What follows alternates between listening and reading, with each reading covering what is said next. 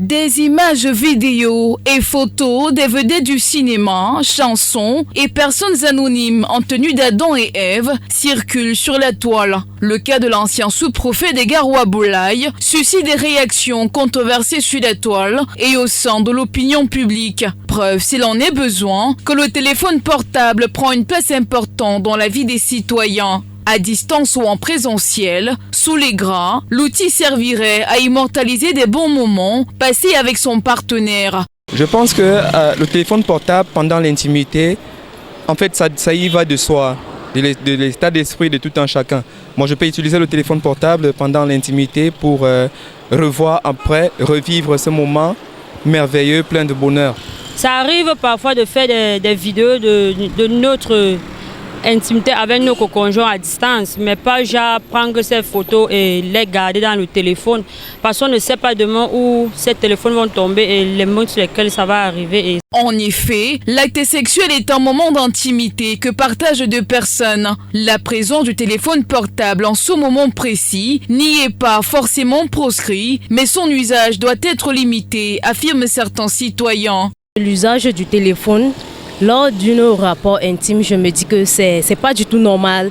Parce que pour une personne qui réfléchit, si c'est pas qui cherche à tourner un film pornographique, pourquoi est-ce qu'il devrait faire ça? Si nous deux nous savons déjà, nous sommes responsables, on peut très bien les déposer, même dans la chambre.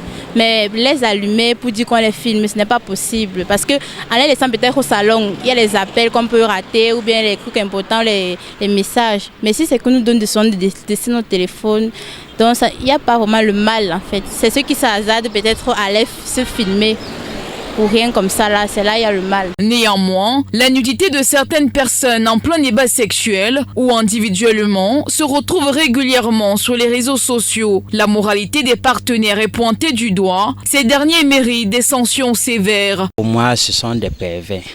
Ça sont les esprits diaboliques, malsains. Puisque déjà, lorsqu'on respecte déjà, là, lorsqu'on vit d'abord dans la crainte de Dieu, on n'est pas capable de faire ce genre de trucs. Je pense que c'est de la perversité totale. Publier leur nudité sur les réseaux sociaux, tout ça là, vraiment c'est la dégradation morale. Mais il y a pas mal de personnes qui se comportent comme ça lorsqu'il y a rupture et puis la personne commence à divulguer des nudes, comme on l'appelle. Commence à divulguer des nudes de son partenaire par-ci par-là, question de saboter ou je sais pas, de baisser la côte de ce dernier ou de cette dernière. Bon, moi je pense que cette pratique, c'est bon, il n'y a pas de mots, c'est diabolique ça. Il serait mieux de foutre de pareilles personnes en tôle. On rappelle, l'usage du téléphone portable sur le lit conjugal peut avoir un impact négatif. D'après les résultats de l'enquête IP-SOS, 17% des individus âgés entre 18 et 35 ans utilisent leur téléphone durant les moments d'intimité, tandis que cette proportion est de 9% pour ceux âgés de 35 à 51 ans.